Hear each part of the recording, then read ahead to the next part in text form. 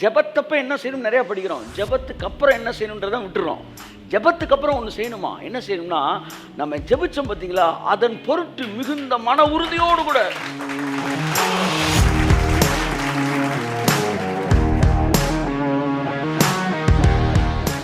என்கிட்ட வந்து நீங்கள் பழகுறாள். எப்போவுமே நான் ஒரே மாதிரியா பேசிகிட்டு இருக்கிறேன். பேசியிருந்தா நான் ரோபோன்னு அர்த்தம். ஒரு நாள் சிரிப்பேன், ஒரு நாள் வந்து கோவப்படுவேன், ஒரு நாள் அழுவேன், ஒரு நாள் வந்து ஜோக் அடிப்பேன். இப்படி பலவிதமான உணர்ச்சிகள் இருக்கு. தேவனும் உணர்ச்சிகள் நிரம்பினவர். அப்ப அவற்றை எப்படி நீங்க ஒரே மாதிரி பிரேயர்க்குள்ள போக முடியும்?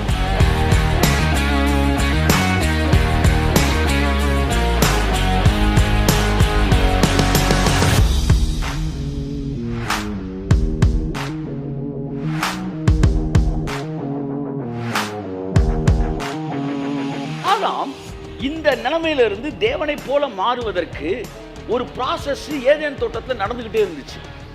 அது என்ன ப்ராசஸ் அப்படின்னா, பகலின் குளிர்ச்சியான வேளையிலே தேவன் ஆதாமோடு இறங்கி வந்து அவனோடு பேசுவார். கைத்தட்டுங்க ஒரு அவருக்கு. ஆமென்.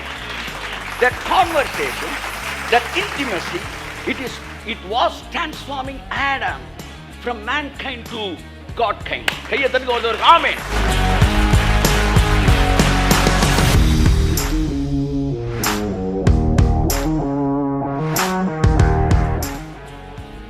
நம்ம என்ன நினைக்கிறோம், இதுல மத்தேயு 7:7 இருக்கு பாத்தீங்களா, கேளுங்கள். அது ஒண்ணுதான் ஜெபம் நினைச்சுக்கிட்டு இருக்கோம். எல்லா நேரத்திலும் கேட்கிற மூடு வராது. அதனால எல்லா நேரத்திலும் உங்களால ஜெபிக்க முடியாது. சில நேரம் உட்கார்ற மாதிரி தான் ஃபீலே இருக்கும். அந்த நேரம் நீங்க ஜெபிக்கணும்னே அவர் விரும்பல. அவர் வந்து உட்காரன்னு தான் நீங்க விரும்புறாரு. ஆமென். சில நேரம் கூப்பிடுன்னு தான் சொல்றாரு. ஜெபம் is one of the amazing experience in Christian life. கிறிஸ்துவ வாழ்க்கையில் இட்ஸ் a wonderful experience. ஆனால் it is made complicated by the preachers only. பிரசங்கம் பண்றவன் அதை கொதறி வச்சுட்டான். என்னை பொறுத்தவரை ஜெபம் ஜெபிக்காதவர்களால் எப்படி மட்டுப்படுத்தப்பட்டதோ அப்படி புரியாமல் ஜெபித்தவர்களாலும் மட்டுப்படுத்தப்பட்டது. Prayer is diminished by the people who are not praying and who are praying without knowledge. இவனை பார்த்தாலும் பிரேயர்ன்றது ஏதோ ஒரு பவர்லெஸ்ஸான ஒரு விஷயம் மாதிரி தெரியுது. எல்லாத்தையும் 150 நாள் 200 நாள் போட்டு அடித்து தாக்கிட்டு இருக்க வேண்டிய அவசியம் இல்லைல்ல. 300 நாள் தோண்டியும் புதையல் வரலன்னா, 300 நாள் சொல்லியும் கடவுள் கேட்கல அப்படின்ற ஒரு ஃபீல் இருக்குன்னா, something wrong with that God or with that action. எங்கேயோ மிஸ்டேக் இருக்குன்னு அர்த்தம். ஸோ ஜெபம் என்பது ஒரு அருமையான அனுபவம். அது உங்களுடைய பர்சனாலிட்டியவே மாற்றக்கூடியது. கைத்தட்டுங்க ஒரு தடவை. இன்னைக்கு நான் உங்கள்கிட்ட அதை தான் பேச போறேன். Prayer is transforming your personality. கைத்தட்டுங்க ஒரு தடவை. ஆமென். ஸோ ப்ரேயர்னா என்ன அப்படின்றத முதல் நம்ம தெரிஞ்சுக்கணும். ப்ரேயர்னா கடவுள்கிட்ட போய் நம்முடைய தேவைகளை கேட்பது மட்டுமல்ல, அல்லது தேவனுடைய சமூகத்தில் முறையிடுவது மட்டுமல்ல. எனக்கு தெரிஞ்சு ப்ரேயரில் வந்து there are different kinds of prayer. அது வந்து பைபிள் சொல்லுது. வாசிப்போம். எபேசியர் நினைக்கிறேன், எபேசியர் 6:18. இங்கிருந்து இன்றைய செய்தியை நாம் துவங்குவோம். ஆமென். எத்தனை பேர் சந்தோஷமாக இருக்கிறீங்க? ஆமென். எத்தனை பேர் எதிர்பார்ப்போடு இருக்கிறீங்க? ஆமென். தேவன் உங்களோட பேசுவார். இந்த நாளின் செய்தி உங்கள் வாழ்க்கையில் ஒரு பெரிய மாற்றத்தை ஏற்படுத்தும். கையை தட்டுங்க ஒரு. ஆமென். எல்லாம் சொல்லுங்க, இந்த நாளின் செய்தி என்னுடைய வாழ்க்கையில் மிகப்பெரிய மாற்றத்தை ஏற்படுத்த போகிறது. ஆமென். ஆமென். ஓகே, வாசிப்போம். எந்த சமயத்திலும் சகலவிதமான வேண்டுதலோடும் விண்ணப்பத்தோடும் ஆவியினாலே ஜெபம் பண்ணி அதன் பொருட்டு மிகுந்த மன உறுதியோடும். எந்த சமயத்திலும் சகலவிதமான வேண்டுதலோடும் விண்ணப்பத்தோடும் ஆவியினாலே ஜெபம் பண்ணி அதன் பொருட்டு மிகுந்த மன உறுதியோடும் சகல பரிசுத்தவான்களுக்கு பண்ண வேண்டுதலோடு விழித்துக் கொண்டு வருங்கள். கைத்தட்டுங்க ஒரு தடவை. பாருங்க, இந்த வசனம் மிக அழகான வசனம். இதுல வந்து என்னென்ன மெசேஜ் எடுத்திருக்கேன்னா, எந்த சமயத்திலும் வேண்டுவது அப்படின்னு எடுத்திருக்கேன் நான். பிரேயர்ன்றது எல்லாரும் பண்ணுவாங்க, ஆனா எல்லா நேரத்திலையும் பண்ண முடியாது. ஆனா தேவனை அறிந்தவன் எல்லா நேரத்திலையும் ஜெபம் பண்ணுவான். கைத்தட்டுங்க. இந்த வசனத்தை நிறைய தடவை நான் எடுத்திருக்கிறேன். எல்லா நேரத்திலையும் ஜெபிக்கிறது அப்படி எடுத்திருக்கிறேன். எந்த சமயத்திலும் அப்படின்னு சகல விதமான வேண்டுதல். இன்னைக்கு நான் பேசுறேன் உங்களுக்கு ஆல் கைண்ட்ஸ் ஆஃப் பிரேயர் அப்படின்னு இருக்கு. பிரேயர் வந்து மொனோட்டமஸா ஒரு ஸ்டீரியோ டைப்பா ஒரே விஷயத்தை செய்வதல்ல. அந்த ஒரே விஷயத்தை தான் நீங்கள் ஜெபம் நினைக்கிறனால தான் எல்லா நேரத்திலும் உங்களால் ஜெபிக்க முடியல. கையை தட்டு சொல்கிற புரியுதா? ஜெபத்தை ஜெபம்னு ஒரு படம் வச்சுருக்கீங்களே, அந்த படம் உங்கள் மனசில் இருக்கிறனால தான் எல்லா நேரத்துலையும் அந்த படத்தை உங்களால் என்ன செய்ய முடியல, எக்ஸிக்யூட் பண்ண முடியல, உங்களால் செயல்படுத்த முடியல. அப்போ ஆல் கைண்ட்ஸ் ஆஃப் ப்ரேயர்ன்றதை நீங்கள் புரிஞ்சுக்கிட்டீங்கன்னா ஆல் டைம் ப்ரேயரை நீங்கள் புரிஞ்சுக்கலாம், எனி டைம் ப்ரேயரை புரிஞ்சுக்கலாம். ஜெபத்தில் பலவிதமான ஜெபங்கள் இருக்குது அப்படின்னு புரிஞ்சுக்கிட்டீங்கன்னா இந்த நேரத்தில் அந்த ஜெபம் பண்ண முடியாது, ஆனால் இந்த நேரத்தில் இந்த ஜெபம் பண்ணலாம். அது வரையும் நீங்கள் ஸோ ப்ரேயர் வந்து நல்லா கவனிக்கணும். நீங்கள் ஆல் கைண்ட்ஸ் ஆஃப் ப்ரேயர் அதை பற்றி நம்ம பேசியிருக்கிறோம், இன்றைக்கி கூட பேசுகிறேன். பாருங்கள், சகல விதமான வேண்டுதல் விண்ணப்பத்தோடும் ஆவியினாலே ஜெபம் பண்ணி, பை த ஸ்பிரிட். ஜெபத்தில் ஆவியில் ஜெபம் பண்ணுறதுனா என்ன அப்படின்னு எடுத்துருக்கிறேன். ஒருவேளை புதன்கிழமை எடுக்கலனா கூட என்னுடைய ப்ரேயர் செல்லை நான் தொடர்ந்து எடுத்துகிட்டு வரேன். அதன் பொருட்டு மிகுந்த மன உறுதியோடு, அதை பற்றி தனியாக நான் எடுத்துருக்கிறேன். அதாவது ஜெபத்தப்போ என்ன செய்யணும் நிறையா படிக்கிறோம், ஜெபத்துக்கு அப்புறம் என்ன செய்யணுன்றதான் விட்டுறோம். ஜெபத்துக்கு அப்புறம் ஒன்று செய்யணுமா, என்ன செய்யணும்னா நம்ம ஜெபிச்சோம் பார்த்தீங்களா, அதன் பொருட்டு மிகுந்த மன உறுதியோடு கூட கையை தட்டுக்கு வந்தவர். ஆமென். இந்த 6:18 வந்து அல்வா மாதிரி, எந்த பக்கம் வெட்டினாலும் அப்படி டேஸ்ட்டாக இருக்கும் பாரு. எந்த சமயத்தில் அப்படின்ற மட்டும் வெட்டி தின்னீங்கனாலே நீங்கள் வந்து ஒரு நாள் ஃபுல்லாக உட்காந்து சாப்பிட்டுக்கிட்டு இருக்கலாம், சாயந்தரம் ஃபுல்லாக ஒரு மெசேஜ் எடுக்கலாம். சகல விதமான அப்படின்னு வெட்டினீங்கன்னா அதை மட்டும் சாப்பிடலாம் நீங்கள்.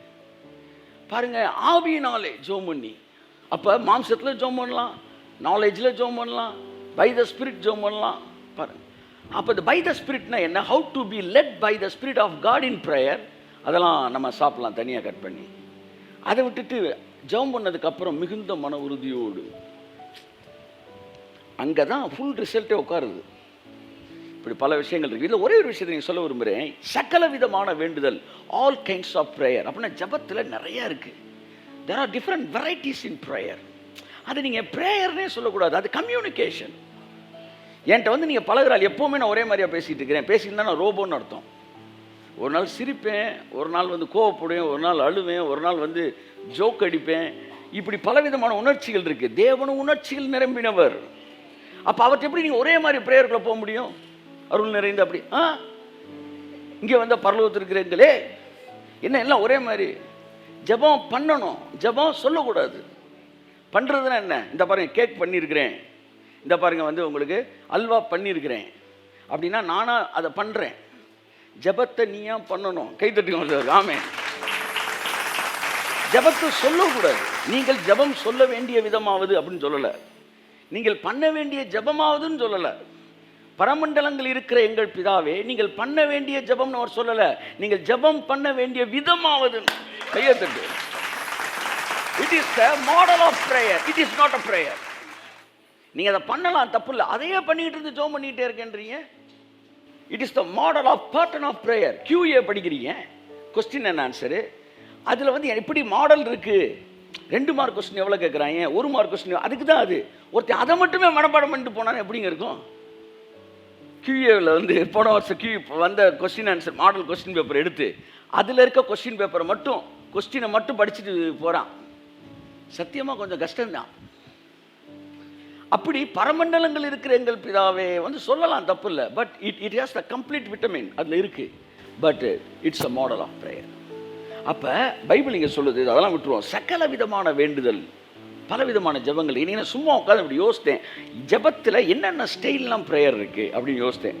எனக்கு தெரிஞ்ச ஒரு 12 அப்படி ஞாபகத்தில் வந்து டக்குன்னு எழுதினேன். இதுக்கு போய் நான் உட்காந்து தேடலை, ரொம்ப வந்து ரெஃபரன்ஸ்லாம் எடுக்கலை கொள்ளலை. எனக்கு தெரிஞ்ச எக்ஸ்பீரியன்ஸ், அவுட் ஆஃப் எக்ஸ்பீரியன்ஸ் நான் படித்ததில் வச்சு ஒரு 12 ப்ரேயர் ஸ்டைல் இருக்குது.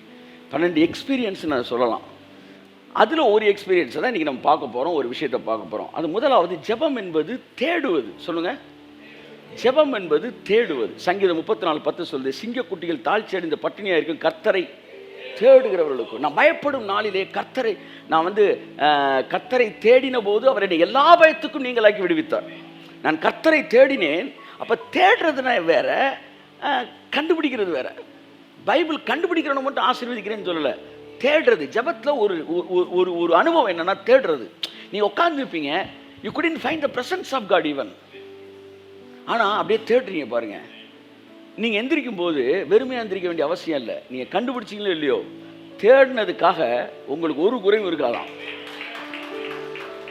தேவனாய் கர்த்தராய தம்மை நீங்கள் தடவியாகிலும் கண்டுபிடிக்கத்தக்கதாக. அப்ப அவரை தேடுறான் பார்த்தீங்களா, அதுக்கே அவருக்கு ஆசீர்வாதம் இருக்கு. அது நான் எடுத்தேன் பாஸ்டர்ஸ் மீட்டில். அவர் 101 ரூமில் இருக்கிறாரு. நீங்கள் வந்து 102வது ரூமில் வந்து இருக்கிறீங்க. அவர் 110வது ரூமில் இருக்காருன்னா நீங்கள் 102, 103, 104, கடைசியில் 110க்கு வரீங்க. 110ல் அவரை பார்த்துடுறீங்க. ஆனால் நீங்கள் 102ல் நீங்கள் தட்டிக்கிட்டு இருக்கும்போதே அவர் இங்கே உட்காந்து பார்த்துக்கிட்டு இருக்கிறாரு. டிவியில் 102ல் என் பிள்ளை தட்டுறான், 103ல் தட்டுறான். ஸோ 110ல் நீங்கள் அவரை பார்க்குறீங்க, ஆனால் 102லேயே அவரை உங்களை பார்க்குறாரு. அப்போ நீங்கள் தேடுகிறதை அவர் பார்த்து உங்களை ஆசீர்வதிக்கிறார். தம்மை தேடுகிற உணர்வுள்ளவன் உண்டோ. அப்போ ப்ரேயர்னா எப்போவுமே அவரை கண்டுபிடிச்சிட்டு வர அனுபவம். சில நேரம் கண்டுபிடிச்சிடுறோம், சில நேரம் இல்லை, பல நேரம் கண்டுபிடிக்கிறோம். பல நேரங்கள் கண்டுபிடிக்கிறோம். 99.9% இன் கிரைஸ்ட் இன் நியூ கவர்னன்ட் எக்ஸ்பீரியன்ஸில் நம்ம கண்டுபிடிச்சிடுறோம். சில நேரம் கண்டுபிடிக்காமல் நீங்கள் வந்தால் கூட, ப்ரெசன்ஸே ஃபீல் பண்ணாமல் வந்தால் கூட, அன்னைக்கு நீங்கள் உட்கார்ந்ததுக்கு உங்களுக்கு ஆசீர்வாதம் இருக்கு. கையை தட்டே ஆமென். இதை தெரிஞ்சவனுக்கு ஒரு ஜெப நேரமும் வீணானது கிடையாது. தேடுவது. ரெண்டாவது அமருவது. அதாவது it is the matter of relationship, intimacy. இங்கே எதுவுமே நான் கேட்க மாட்டேன், எதுவுமே நான் எல்லாத்தையும் விவரமாக சொல்ல முடியாது, லைட்டாக சொல்லிட்டு போகிறேன். டைம் கிடச்சிச்சின்னா நம்ம ஒரு 7 நாளோ 15 நாளோ ஒரு கேம்பை போட்டு உட்காந்து ப்ரேயரை பற்றி நம்ம ஃபுல்லாக என்ன செய்யலாம் பார்க்கலாம். அமருவது என்பது அது வேற எக்ஸ்பீரியன்ஸ் வேற மாதிரி. ஆத்துமா உம்மை நோக்கி அமர்ந்திருக்கும், நான் நம்புவது உம்மாலே ஆகும். சொல்லுங்க, என் ஆத்துமா உம்மை நோக்கி அமர்ந்திருக்கும்.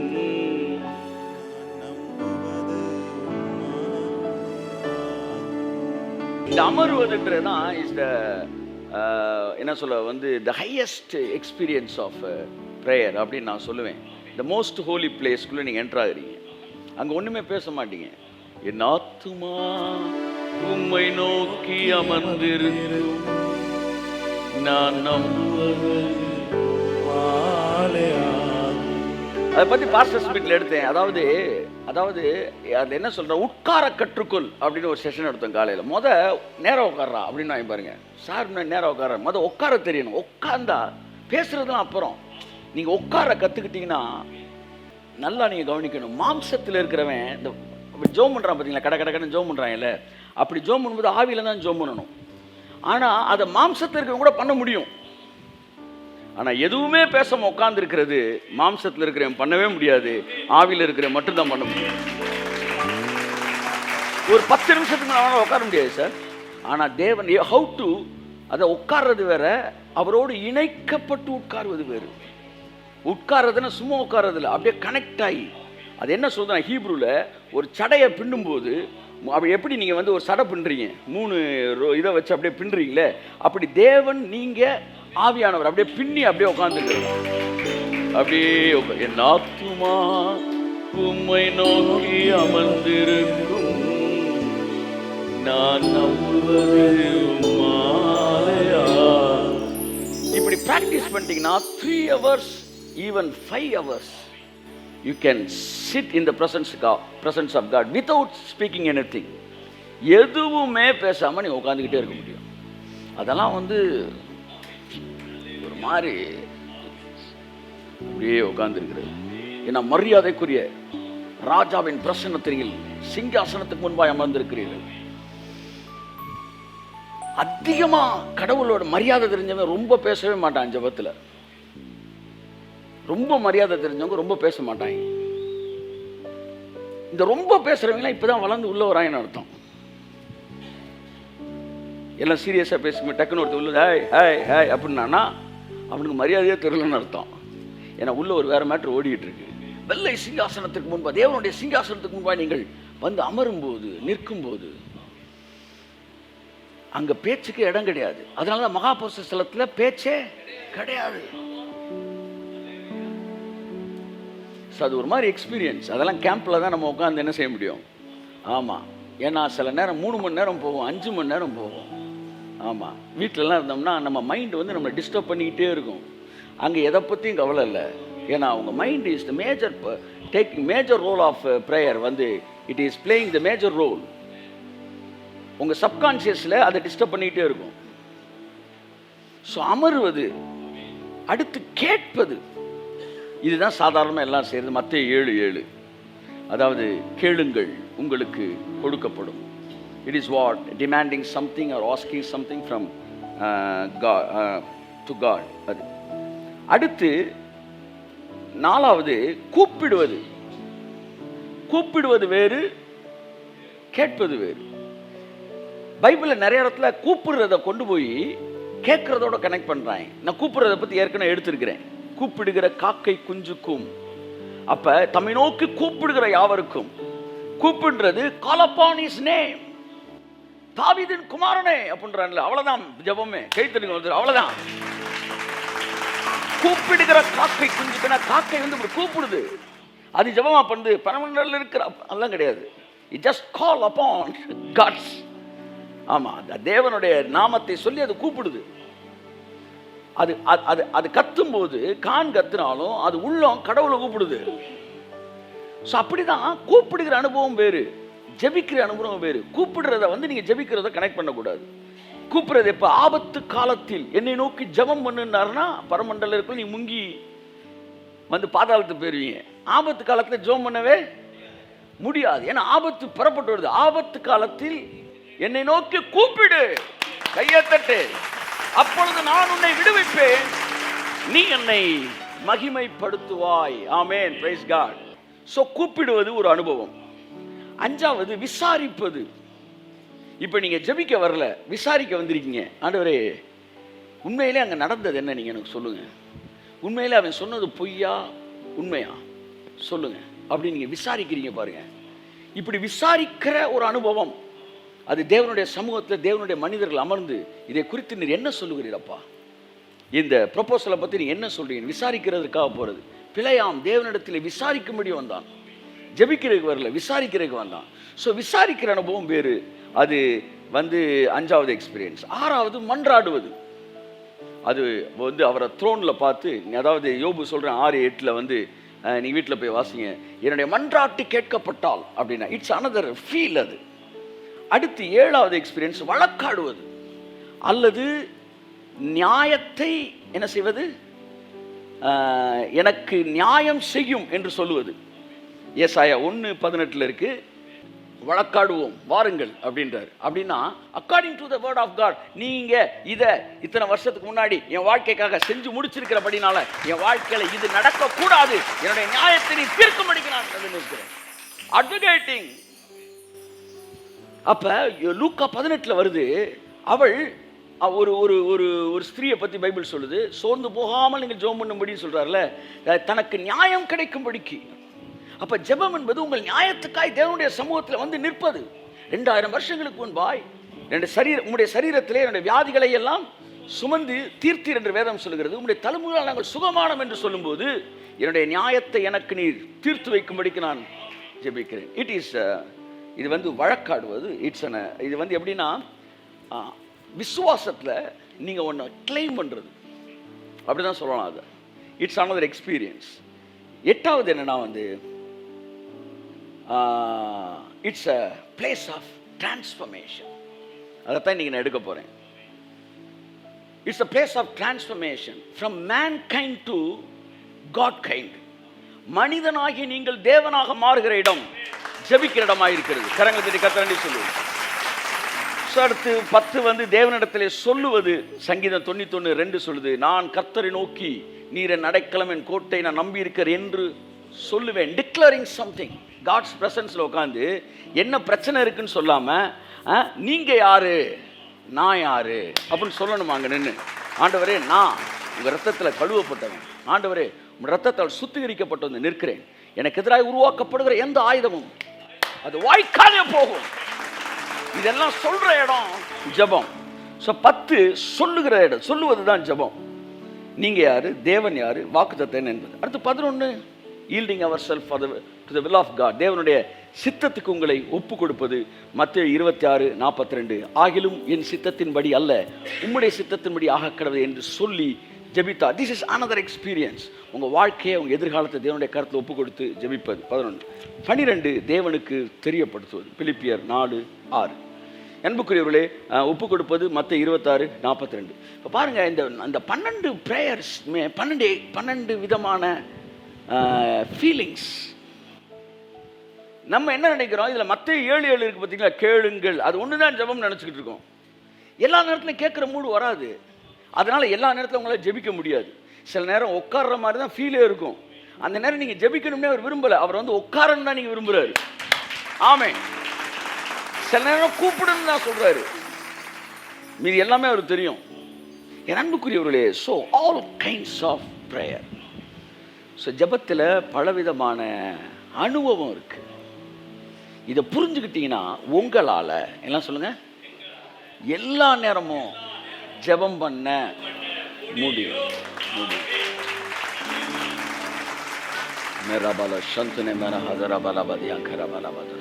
இப்போ நான் ஒரே ஒரு விஷயத்தை எடுக்க விரும்புகிறேன். Prayer is a beautiful experience where you are being transformed from mankind stage to Godkind stage. மனிதன், நல்லா தெரிஞ்சுக்கங்க, தேவனாக மாறுகிற இடம் ஜெபம். ஜெபிக்கிற இடத்துல தான் மனிதன் என்ன செய்யறான், காட் மனுஷன் என்ன செய்யறாரு, இன்ஃப்ளூயன்ஸ் பண்றாரு. From spirit to soul. கடவுள் இன்ஃப்ளூயன்ஸ் பண்ண என்ன நடக்குது, மனிதன் வந்து தேவனுடைய வார்த்தையினால் என்ன ஆக ஆரம்பிக்கிறான், டிரான்ஸ்ஃபார்ம் ஆக ஆரம்பிக்கிறான். இதைத்தான் நீங்கள் நான் பேச விரும்புகிறேன். பாருங்க, ஆதியிலே ஏதேன் தோட்டத்தில் மனுஷனை தேவன் என்ன செய்கிறார், படைக்கிறார். படைக்கும்போது அவர் என்ன சொல்லி படைக்கிறாரு, நம்முடைய சாயலின்படியும் நம்முடைய ரூபத்தின்படியும் மனுஷனை உண்டாக்குவோமாக அப்படின்னு சொல்லி தான் அவனை என்ன செய்கிறாரு, படைக்கிறார். படைச்ச பிறகு பிசாசு வந்து சொல்கிறான், நீ இந்த பழத்தை சாப்பிட்டா அவரை மாதிரி ஆயிரலாம் அப்படின்றான். இப்போ எனக்கு ஒரு சின்ன ஒரு கன்ஃபியூஷனு, இவன் வந்து சாப்பிட்ட பிறகு இவனை கடவுளை மாதிரி மாறிடுவானா, இல்லை சாப்பிட்றதுக்கு முன்னாடி அவரை மாதிரி இருந்தானா, சாப்பிட்றதுக்கு முன்னாடி அவரை மாதிரி தான் இருந்தானா, இனிமேல் இதை சாப்பிட்டு அவரை மாதிரி ஆக வேண்டிய அவசியம் கிடையாது அப்படின்னா, சாப்பிட்டதுக்கப்புறம் அவர் சொல்கிறாரு, இவன் நம்மை போல் ஆனான் அப்படின்றாரு. அப்போ சாப்பிட்டதுக்கப்புறம் ஏதோ நடந்திருக்கு, ஒரு வளர்சிதை மாற்றம் ஏற்பட்டிருக்கிறது. அப்போ எடுத்தோடனே நம்ம சாயலில் உன்னை படைப்போம்னாரு. அப்போ நல்லா கவனிங்க, ஆதாம் படைக்கும்போது அவன் அவர் பிரீடாக தான் இருக்கான். ஒரு டாபர்மேன் ஒரு ஜெர்மன் ஷெப்பர்டு வந்து ஒரு குட்டி போடுது.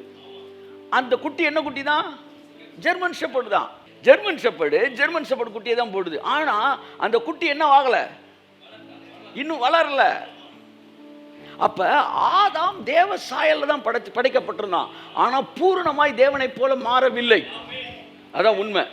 ஒருவேளை பூரணமாய் தேவனை போல் இருந்திருப்பான் என்றால், இந்த பழத்தை நீ புசிச்சா மாறிடுவ, இந்த மாதிரி ஆயிரும், கண்ணு திறந்து கடவுளை மாதிரி ஆயிடுவ, இதை நீ இப்போ சாப்பிடலாம், சாக மாட்டேன்னு சொன்னப்ப இவன் ஆம்னி சயின்ஸ் என்ன கண்டுபிடிச்சிருப்பான், இல்லை இதை சாப்பிட்டா நான் செத்துருவேன் அப்படின்னு கண்டுபிடிச்சிருந்திருப்பான். அதை கண்டுபிடிக்க தெரியலனா அவன்கிட்ட இன்னும் வளர வேண்டியதோ ஒரு வேறியா இருக்கு. ரெண்டாவது அவன் என்ன சொல்லியிருக்கணும், ஒரு நல்ல விஷயமா இருந்தா எங்க அப்பா எனக்கு அதை மறைச்சிருக்க மாட்டாரு, என் தேவன் நல்லவர் அப்படின்னு சொல்லி இருந்திருக்கணும். ஏவாளும் அதை சொல்லலை, பாபாவும் அதை சொல்லலை. இவங்க ரெண்டு பேருமே கடவுள் நல்லவர்ன்ற இடத்திலே அவனுக்கு ஒரு சின்ன டவுட் இருந்திருக்கு. அப்ப இவங்க ரெண்டு பேருமே இன்னும் முழுமையான வளர்ச்சிக்குள்ள வரல. ஆனா நல்லா கவனிங்க, அவரோட சீடா தான் இருந்தான். இவர் சீடா இருந்தனால அப்படியே வந்திருந்தானா அவன் முற்றிலும் கடவுளை போல் மாறி இருப்பான். இப்ப இந்த பழத்தை அவன் சாப்பிட்டிருக்க கூடாது. எப்போ சாப்பிட்ருக்கணும், அவன் ஜீவ விருட்சம் உள்ள வந்ததுக்கப்புறம் நன்மை தீமை அறியத்தக்க விருட்சத்தை சாப்பிட்டா பிரச்சனை இல்லை. அவன் ஜீவ விருட்சத்தை புசிக்கிறதுக்கு முன்னாடி அதை சாப்பிட்டனால இம்யூனிட்டி இல்லாமலே ஒரு விஷயத்தை உள்ளே ஏற்றிட்டான். இம்யூனிட்டி இப்போ பாருங்கள், எங்கள் அப்பா வந்து ஒரு டேப்லெட் சாப்பிடுவார், அது சாப்பிட்றது எதுக்கு, காஃபுக்கு.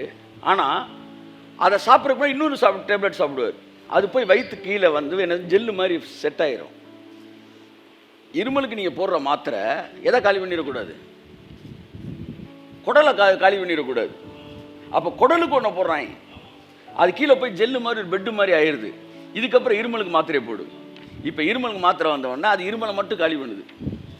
இது இருமல் மாத்திரை தானா? ஆமாம். ஆனால் ஜெல்லஸ் அந்த முன்னாடி சாப்பிட்ற மாத்திரை சாப்பிடாம சாப்பிட்டீங்கன்னா அது அல்சரை கொடுத்துரும் உங்களுக்கு. அப்போ நீங்கள் சொல்லலாம், எப்படி இந்த கெட்ட மாத்திரை டாக்டர் கொடுத்தாரு? டாக்டர் கெட்ட மாத்திரைனே கொடுக்குறதே கிடையாது. நீ இன்னொன்று சாப்பிட்டுருக்கணும், நீ அவசரப்பட்டு கையை தட்டுங்க. ஆமாம். ஸோ இவன் வந்து வேற ஒரு ரூட்டில் அதை வந்து சாப்பிட்டுட்டான். ஆனால் சாப்பிடாம இருந்திருந்தா என்ன நடந்திருக்கணும்னா, ஃபஸ்ட்டு இவன் தேவனை போல இவன் வளர வேண்டிய ஒரு ஏரியா இருந்துச்சு. அது என்ன வளர்ச்சியாக இருந்திருக்கணும் நான் நினைக்கிறேன்னா, கடவுளை பற்றி அறிய வேண்டிய அறிவு. அதுதான் நித்திய ஜீவன், அதுதான் ஜீவன். ஜீவ விருட்சம்ன்றது என்ன தெரியுமா? கடவுளை அறிவது. இந்த அறிவு இவனுக்குள்ள வர வர வர வர டிரான்ஸ்ஃபார்ம் ஆயிருப்பான். டிரான்ஸ்ஃபார்மேஷனோட கம்ப்ளீட் பொசிஷனுக்கு அவன் வரும்போது நன்மை தீமை அறியத்தக்க விருட்சத்தை அவன் சாப்பிடலாம். அப்போ தேவன் அதை படைச்சாருன்னா சாப்பிடக்கூடாதுன்ற படைச்சாரு? சொல்லுங்க. சாப்பிடக்கூடாததை எதுக்கு படைக்கணும்? அது சாப்பிடக்கூடாதுன்னா இப்ப சாப்பிடக்கூடாது. கையை தட்டு, அதான் மேட்ரு.